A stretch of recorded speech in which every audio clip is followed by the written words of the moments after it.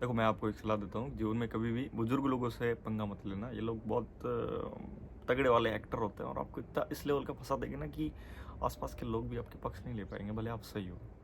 आप गजब फंसने वाले हो। ठीक है, ठीक है। इनका हाथ दिखा ना, हाथ अबे दिखा। ये क्या दिख रहा है साहब? अरे चुप कर। अब मेरे साथ की घटना बताता हूँ, इतनी फिल्मी है ना, आपको यकीन नहीं होगा। मतलब मुझे खुद को यकीन नहीं होता कि लोग इस लेवल तक गिर सकते हैं, इस लेवल तक एक्टिंग कर सकते हैं कि बात पुलिस तक पहुंच सकती है। बात है आज से 4 दिन पहले की। तो मेरे पास एक कंपनी का मैसेज आया कि हम जो है आपको ट्रैवल इंस्ट्रक्टर के रूप में राजस्थान का टूर के लिए भेजना चाहते हैं। हमारे पास एक ट्रैवलर है और उसमें 9 लोग हैं और आपको उनको गाइड करना है। तो मैंने कहा ठीक है, ये तो मेरे लिए एक अच्छा अवसर है और मेरे को तो ट्रैवल करने में मज़ा आता है, नए नए लोगों से मिलने में। तो मैंने कहा ठीक है। मैंने कहा सब किस एज के हैं, क्योंकि मुझे उस हिसाब से बिहेव करना पड़ेगा। तो उन्होंने कहा मोस्टली सब यंगस्टर है और एक दो लोग थोड़े एज में है। तो एज में कहा उन्होंने, तो मुझे लग गया था। मैंने कहा यंगस्टर के ग्रुप में ये एज वाले लोग क्या कर रहे हैं, क्योंकि मानो जैसे अपन मंदिर ही चढ़ रहे हैं या कहीं पर भी चढ़ रहे हैं, सीढ़ियों में यंग वाले वो फास्ट चलेंगे, वो एज वाले स्लो चलेंगे, उसके चक्कर में पूरा वो शेड्यूल इधर उधर हो जाएगा, लफड़ा होने वाला है। ये तो मेरे को श्योर था। मैं फिर क्या होता है, मैंने डन करा और जयपुर से हमारा ट्रिप निकला और फिर 2 दिन हमने जयपुर कवर किए और जयपुर से हमारा टूर निकला आगे आया पुष्कर होते हुए उदयपुर। उदयपुर में एक नाइट स्टे के बाद हमारा टूर आया जैसलमेर और जैसलमेर स्टे के बाद आगे जाएगा ये जोधपुर और जोधपुर में टूर ख़त्म हो जाएगा। तो मैंने इस टूर में जो है 4 दिन मेरे सबसे बेस्ट दिए और मैंने बहुत कुछ चीज़ें सीखी है ना। जैसे कि पहली चीज़ ये थी कि मैं क्लाइंट के साथ कैसे बात करूँगा, मुझे बहुत पोलाइट रहना है, मुझे सबके साथ अच्छे संबंध रखने हैं, एकदम फ्रेंडली टाइप, अपने परिवार की तरह सबको लेना है ना। मुझे ऊपर से ये आदेश थे कि मुझे बस सिर्फ उनको इंस्ट्रक्ट करना है, बाकी कुछ नहीं करना है ना। जैसे कि बैग वगैरह उठाना करना, हेल्प वगैरह, ये सब कुछ नहीं करना, बस ये था। तो इस ग्रुप में एक चाचा आता है दिल्ली से। दिल्ली के लोग मुझे सब पता नहीं ऐसे ही मिलते हैं, हर बार दिल्ली वालों से मैं निराश हुआ हूँ। एक चाचा आते हैं दिल्ली से, मैं गया रेलवे स्टेशन लेने, मेरे को गाड़ी दे के भेजा लेने के लिए। मैंने चाचा के पैर छुए, उम्र में थे 80 के राउंड है ना, 76 शायद। तो मैंने उनके पैर छुए, स्वागत वागत किया, ले गया। मैंने उस ट्रिप में 4 दिन तक उस बंदे को चाय ला के दी, पानी ला के दिया, जबकि ये मेरी जिम्मेदारी नहीं है, ये वेटर की है, ये नौकर की है ना। पर मैंने उसको ट्रीट करा अपने दादा की तरह। मैंने कहा ज़्यादा है इसमें, ये वो मैंने ये नहीं सोचा भाई दिल्ली का है, दिल्ली के दादा भाई राजस्थान के दादा जैसे नहीं होते हैं। हमारे यहाँ के दादा ना भाई बहुत पूजनीय है, सच में दिल से रेस्पेक्ट करता हूँ मैं उनकी। मैं उनके साथ जाता हूँ ना ट्रैवल, कहीं वो बीच में मिलते हैं भाई साहब, दिल से प्रेम निकलता है। और जब इनको देखता हूँ ना मेरे को घृणा हो गई है अब इस एज के लोगों से। तो मैं वापस बात पर गया है ना। 4 दिन तक मैंने उस बंदे की इतनी सेवा करी। ये वो एक बार क्या हुआ, बस हल्की सी लेट हुई, बंदे ने मेरे ऊपर चिल्लाना स्टार्ट कर दिया कि भाई नहीं तू क्या टैकल कर रहा है, ये वो, मतलब ऐसा वैसा मेरे, जबकि वो बस है, आप ग्रुप में ट्रेवल कर रहे हो, ग्रुप में बस 2 मिनट 5 मिनट 10 मिनट लेट हो जाती है इधर उधर है ना। और बड़ी गाड़ी होती है ना, वो उसको अपन हर जगह पार्क नहीं कर सकते हैं। उसको अपन ऐसे नहीं कि बाइक साइकिल तो नहीं है कि अपन बीच में पार्क कर दिया, ठीक है आ रहे बैठ रहे ऐसे चलते, ऐसे नहीं होता। वो अपने अकॉर्डिंग होता है, क्योंकि पुलिस वाला चालान काट लेंगे ना 3-5 हज़ार का, वो हम नहीं देंगे, वो बेचारा गाड़ी वाला खुद देगा। तो उसके लिए वो अपने हिसाब से रहता है। तो चिढ़ गया, उसके मन में पहले दिन से यही था। फिर क्या हुआ आगे, वो ऐसे ही छोटी छोटी बातों पे बहुत भड़कता रहा, ये वो। तो मेरे को मेरे ड्राइवर ने सलाह दी कि भाई आपने इनसे ज़्यादा फ्रेंडली बिहेव कर दिया है और जैसा कि मैं इनको देख पा रहा हूँ ये इस लायक है नहीं जितना आप अच्छे से बिहेव कर रहे हो। ये बिहेव है ना हमें फॉरेनर के साथ करना चाहिए, क्योंकि फॉरेनर लोग वो होते हैं ना कि जो गाइड होता है, जो इंस्ट्रक्टर होता है, उसको भगवान बना के रखते हैं इतनी रिस्पेक्ट देने के बाद भी। और इंडियन लोगों को है ना, आप अंगुली पकड़ोगे वो गला पकड़ेंगे। ये लोग उस लेवल के है ना, ये लोग इस चीज़ को आपको है ना ऐसे नौकर की तरह ट्रीट करेंगे। तो इस चीज़ को जो है आप कम करो। तो मेरे को समझ आ गया, मैंने कहा हाँ एकदम सही बात है, मेरे साथ यही दिक्कत हो रही थी। फिर मैंने अचानक से सब कुछ कम कर दिया, मैंने चाय वाय टैबलेट वैबलेट जिसको जो जरूरत है लाना देना कम सब बंद कर दिया। एक घटना और भी बहुत तगड़ी वाली हुआ क्या, बस में एक मतलब 3-4 लड़कियाँ भी हैं। तो हम ऐसे बस लेके रवाना हो रहे हैं, तो एक लड़की जो है, 1-2 लड़कियाँ आई नहीं। मैंने कहा यार अभी तो क्यों नहीं आई ये लड़कियाँ। तो मैंने कहा पता करते हैं, क्योंकि सब लोग बस में मेरे ऊपर चिल्ला रहे हैं कि क्या है तेरे में, ये नहीं है वो नहीं है। तो मैंने कहा मैं चलो देख के आता हूँ क्या होता है। मैं गया बाहर देखने उस लड़की को, तो वो सुलभ शौचालय के आगे खड़े हैं। तो मैंने कहा क्या हुआ, आप लोग बैठ क्यों नहीं रहे हो। उनके साथ एक थी, उनको भेज दिया, पीछे एक ही लड़की रही। तो वो बोले कि पीरियड्स पैड चाहिए। मैंने कहा अच्छा। अच्छा। तो उसने कहा मेडिकल यहाँ से 200-300 मीटर दूर है। मैंने कहा ठीक है, आप रुको, मैं लेके आता हूँ। मैं गया, वही दौड़ता भागता, मेरे खुद के पैसों से वो पैड वैड लेके आया, मैंने उसको दिया, उसने कहा ठीक है बैठे। अब जैसे ही बस के अंदर घुसे, अंकल फिर जोर से चिल्लाना स्टार्ट कर दिया, ये क्या है, तुम एक लड़की के साथ इतनी देर कहाँ गायब थे? मतलब क्या मतलब भाई, बच्ची है वो, कहाँ गायब थे? मैं भाई 26 का हूँ, मैं पागल नहीं हूँ। उसने चिल्लाना स्टार्ट कर दिया जोर में सबके सामने। अगर मैं सबके सामने ऐसे कैसे कह दूँ कि यार वो पीरियड्स में, तो लोग थोड़ा अलग तरीके से ऐसे, कोई मेरे माइंड में ये था कि कोई ऐसे ना देखे कि यार पीरियड्स में ठीक है डिस्टेंस बनाओ, ऐसे ना देखे। तो मेरे मन में ये था, इसलिए मैंने उनकी सुनी। उन्होंने इतना मुझे मतलब भरी बस में इतनी बेइज्जती करी मेरी, जोर जोर से मेरे ऊपर चिल्लाया। फिर मेरे को गुस्सा आ गया, मैं खड़ा हुआ, मैंने कहा अंकल मेडिकल इमरजेंसी आपके साथ भी हो सकती है, अगर आपके घुटनों में पेन होता है, आपको कोई दिक्कत होती है, मैं उतरूंगा आपके साथ, मैं चलूंगा आपके साथ। इसके साथ है, मैं गया, मेडिकल इमरजेंसी है, सबके साथ हो सकती है। फिर एक दो लेडीज़ को समझ आया, ठीक है बात फैली, फिर सब शांत हो। तो मतलब बात को बिना जाने कोई इतना कैसे चिल्ला सकता है मेरे ऊपर? सामने वाला इतना गुस्सा हो रहा है मेरे ऊपर, इतने डिसरेस्पेक्ट तरीके से बात कर रहा है। मेरा बाप तो है नहीं कोई, मैं जो उससे इज्जत से बात करूंगा, भले कितनी एज का हो ना। रेस्पेक्ट के तरीके से होती है, आप रेस्पेक्ट दोगे तब मैं रेस्पेक्ट दूंगा। उसने ले लिया ईगो पे कि मेरे ऊपर इतना चिल्लाया। उस दिन वो कुछ बोला नहीं, शांत रहा। मैंने सबसे डिस्टेंस बना लिया। मैंने जैसे ही सबसे डिस्टेंस बनाना स्टार्ट किया, उन सब ने मेरे पास नज़दीक बढ़ानी स्टार्ट की। चाचा ने भी अच्छे से बिहेव किया। रात को टेबल पे आके मतलब पूछता है उन्होंने ने सब्जी ली नहीं ली, ये वो।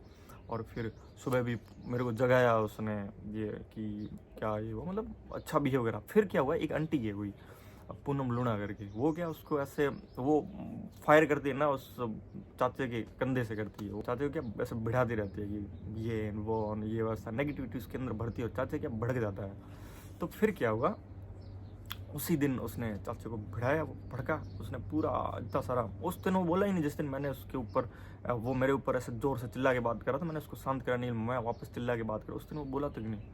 और फिर उस चाची ने भिड़ाया, और उस बंदे ने इतना सारा मैसेज टाइप करके डाल दिया ग्रुप में, ये वो मिसबिहेव हुआ है। मैंने कहा यार ये कैसी चीज़ है, आपने 24 घंटे तक कोई कंप्लेन नहीं करी, अब कंप्लेन कर दी। ठीक है, मैंने कहा कोई नहीं, क्योंकि वो उस दिन वो चाचा चाची के साथ में घूम रहे थे। तो वो चीज़ हुई, उसके बाद हम आगे बढ़े, और मैंने इन सब का काम करना बंद कर दिया सबको। फिर भी वो बंदा नाश्ता लेने ऐसे, मतलब कई बार लंच नहीं है ना हमारे इस पैकेज में, तो नाश्ता लेने गया, मैं उसके पीछे था। मैं सोचा कि बुजुर्ग ऐसे सीढ़ी से गिर ना जाए, तो ये एज अ ट्रैवल इंस्ट्रक्टर ये मेरी जिम्मेदारी है। भले कितना ही वो मेरे को बुरा भला गए, पर मेरे को उनके सामने अच्छा रहना है, मेरे को अपनी नहीं बिगाड़नी है। क्योंकि इन द एंड देखो ना, आप 2 दिन ही बचे, हम 6 दिन का ट्रिप है, 4 दिन मैंने टैकल किया, 2 दिन बच्चे हैं, ठीक है। ये भी क्या याद रखेंगे कि राजस्थान को भी मिला था, इतना कुछ सुना, या फिर भी उसने कुछ नहीं बोला। तो 4 दिन तक मैंने इतना, इन लोगों ने मुझे टॉर्चर किया, छोटी छोटी बात पे इतनी कमियां निकाली, हर बार सीधा अटैक मेरे ऊपर होता है। मैं बहुत परेशान था। और वो पता है, एक लास्ट सीमा थी, उन्होंने इन लोगों ने, उस आंटी ने और इसने मिलके पीछे कुछ ऐसी बातें भी करना स्टार्ट की है कि ये बाकी सबको ज़्यादा वो दे रहा है प्रायोरिटी, हमें नहीं दे रहा है। तो भाई बाकी लोग मेरे से रेस्पेक्ट से पेश आते हैं, मेरी इज्जत करते हैं, वो जानते हैं मैं एक कंटेंट क्रिएटर हूँ, इज्जत करते हो। तुम लोग मेरी बिल्कुल रत्ते भर इज्जत नहीं करते, तो मैं तुम्हारे प्रति क्यों उतना वो रखूँ? फिर भी मैंने रखा, मैंने सब कुछ किया तुम लोगों के लिए यार। और ये लोग वो है ना कि जो मुंह के आगे भाई भाई करते हैं, और असली में भाई के छुरा डाल देते हैं। और जब ये लोग पब्लिक में बैठते हैं ऐसे बोलते हैं कि नहीं हम एक फैमिली है, हम फैमिली की तरह बिहेव करना चाहिए, जबकि इनमें फैमिली वाला कुछ है नहीं। इस तरह बातें करते हैं फैमिली की, इनको है ना पता सब है ज्ञान की बातें, पर ये लोग अप्लाई नहीं कर पाते हैं। ये सिर्फ बताने के लिए, ठीक है आप हमारे परिवार के हो, आप हमारे भाई हो, जबकि ये वो लोग हैं जो पीठ के पीछे छुरा काटने वाले हैं। तो गाड़ी में अंकल और वो पूनम लूणा करके वो बैठे हैं गाड़ी में, बात कर रहे हैं कि इसका ना ये लड़कियों के साथ इधर उधर ज़्यादा हो रहा, फोटो छोटो। अरे यार सिस्टर समान है मेरी, वो मेरे से छोटी, मैं साला उन पे नज़र रखूँगा ये बहुत बुरा लगा मुझे। मैंने फिर लड़की को कहा नहीं, हालांकि मैंने उनसे डिस्टेंस कर लिया, मैंने उनको कुछ नहीं कहा। उनको क्या कहे बच्चा, वो उनको तो समझ में आता नहीं है। देखो ये है ना एक, मुझे लगता है गवार सोच टाइप लगता है, क्योंकि अपन जब किसी ट्रैवल ट्रिप में जा रहे हैं तो हम एक दूसरे से सबसे फ्रेंडली होते हैं, है ना। इसका मतलब जो है हमें गलत नहीं निकालना चाहिए। तो मेरा तो हमेशा रहा है, मैं इतने लोगों से मिलता करता हूँ, तो मेरे नेचर में रहा है हमेशा, मैं लड़कियों लड़कों से सबसे एकदम समान ट्रीट करता हूँ। इसमें वो कुछ नहीं, मेरे को कुछ नहीं लगता। लड़कों को बाकी को लगता है, मेरे को नहीं लगता भाई। उसके बाद क्या हुआ, हमारी कंपनी ने एक मिस्टेक करी अपने पैसे बचाने के लिए, मेरे को इनके रूम में डाल दिया, जबकि ऐसा होना नहीं चाहिए कि इंस्ट्रक्टर को कभी क्लाइंट के रूम में डाले, क्योंकि क्लाइंट के रूम में डालने पर क्या है, क्लाइंट फिर रेस्पेक्ट नहीं करते हैं। तो वो मेरे को अंदर से तो सब पता था, पर मैंने उनको कहा नहीं, ठीक है, मैंने कहा पैसे बचा रहे, ठीक है बचाना दो, 4,000 रुपये बचाने दो।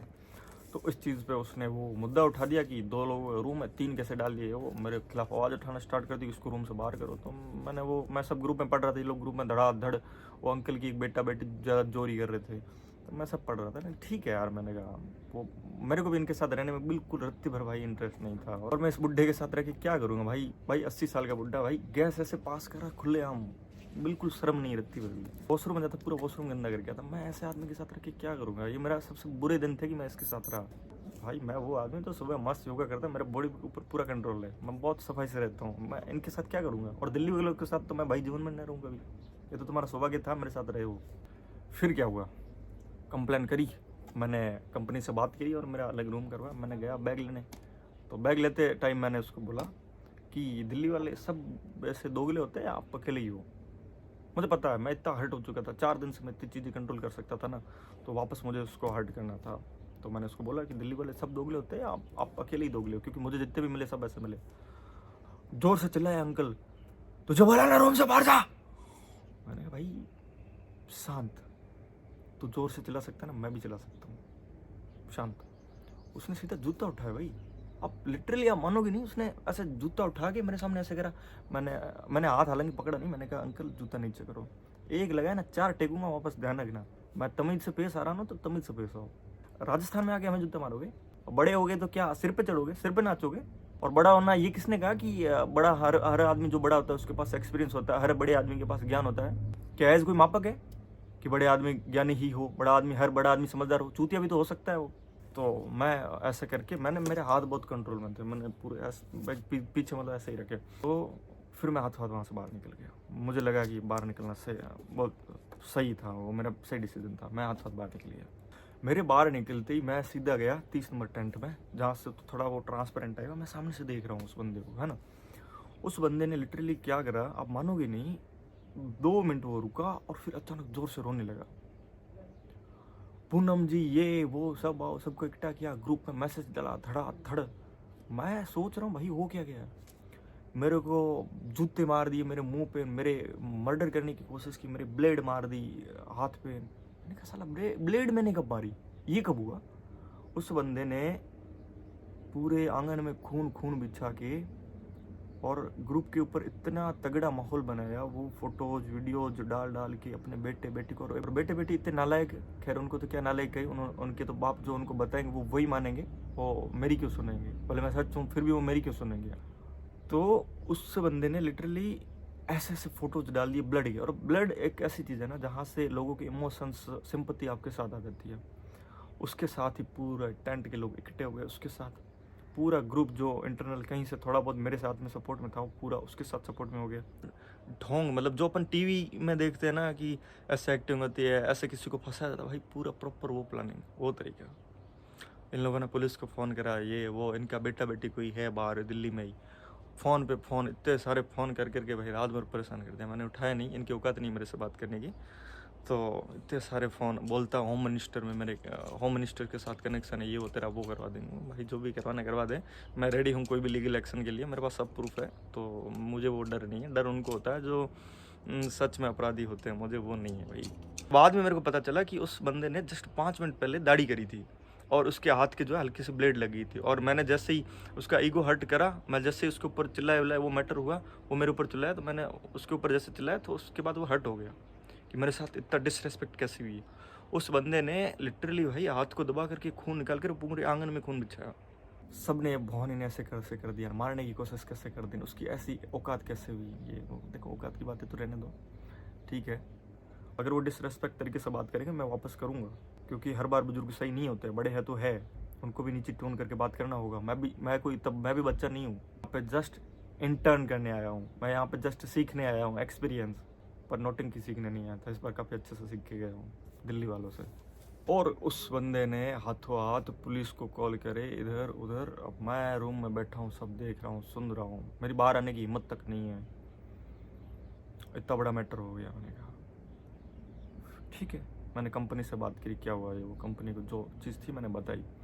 मेरे कॉल पे आप मानोगे नहीं, इतने सारे कॉल आ रहे हैं फटाफट। उस 5 मिनट में मेरा माइंड काम नहीं करा, मेरे को क्या करना है, इतने सारे कॉल। फिर मेरे को कंपनी से ऑर्डर था कि आप जाओ उनका वीडियो बनाओ। अब मैं गया वीडियो बनाने, ब्लड देखा, मैंने कहा भाई आंगन में इतना सारा ब्लड गिरा है, ये ब्लड कैसे आया, मैं तो ये सोच रहा था। तो उसने कहा ब्लेड मारी, ये इतना बदतमीज फिर भी बात है। फिर मैंने उसको और सुनाया और फिर मैंने गालियाँ दी। ये सही बात है, क्योंकि मेरा उस समय पूरा कंट्रोल खो चुका था, मैं बिल्कुल कंट्रोल में नहीं था। इन लोगों ने अपने भाई लास्ट हद क्रॉस कर दी।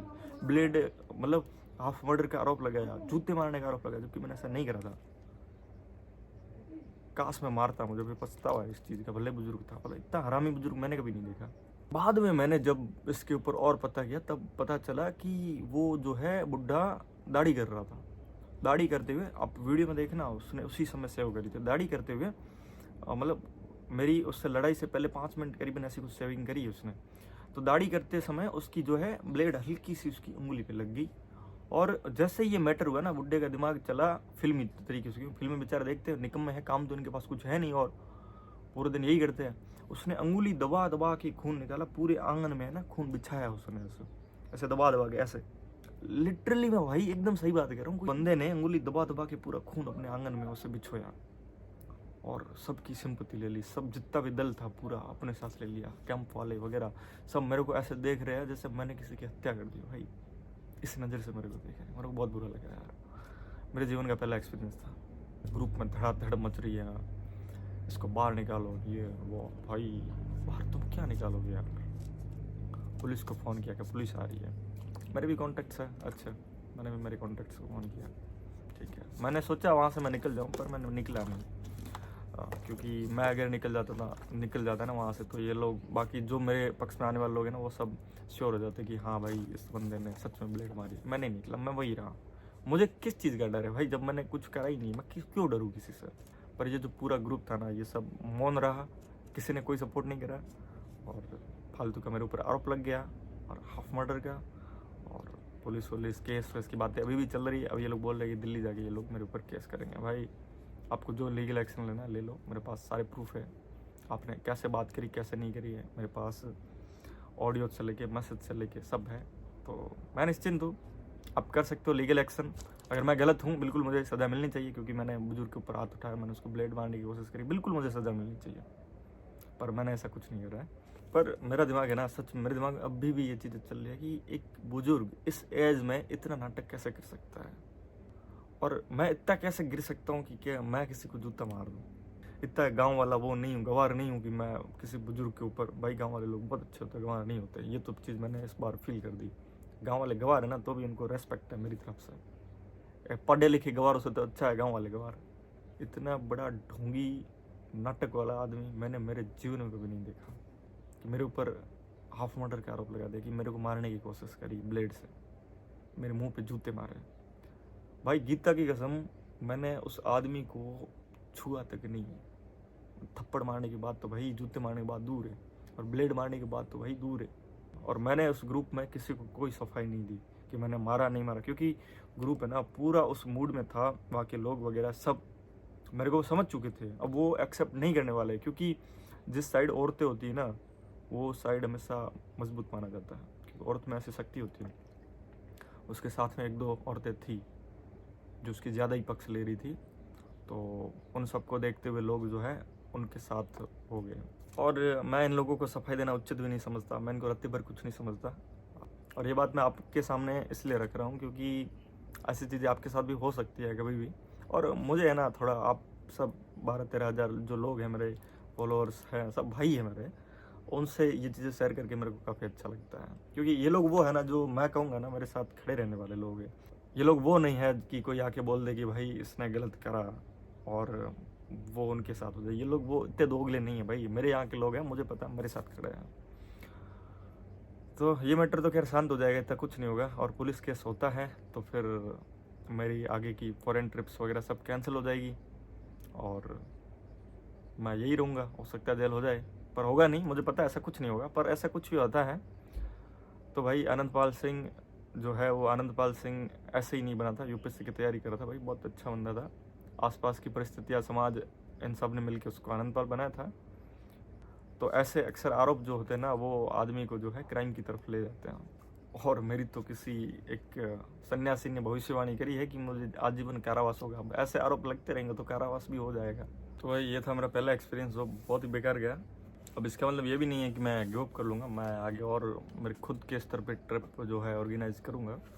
और ऐसे मैं ट्रैवल एजेंसी वगैरह किसी के साथ काम नहीं करूँगा, खुद से करूँगा। जो मेरे फॉलोअर्स है, मेरे भाई है जो, उन सब के साथ घूमेंगे, उनके साथ ही ट्रैवल करेंगे।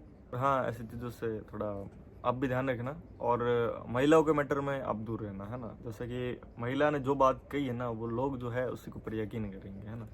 मेरे साथ भी ऐसा एक फंडा हुआ था कभी ट्रेन में, वो कभी बाद में सुनाऊंगा कभी। और ये बुजुर्ग लोगों का सम्मान करना है ना, तो भाई अपने यहाँ राजस्थान पट्टी वालों को करो। ये हमारे यहाँ पे एक कहावत है, कुत्ते और बिल्ली को घी नहीं बचता, तो वो है, ये इज्जत के लायक नहीं है भाई।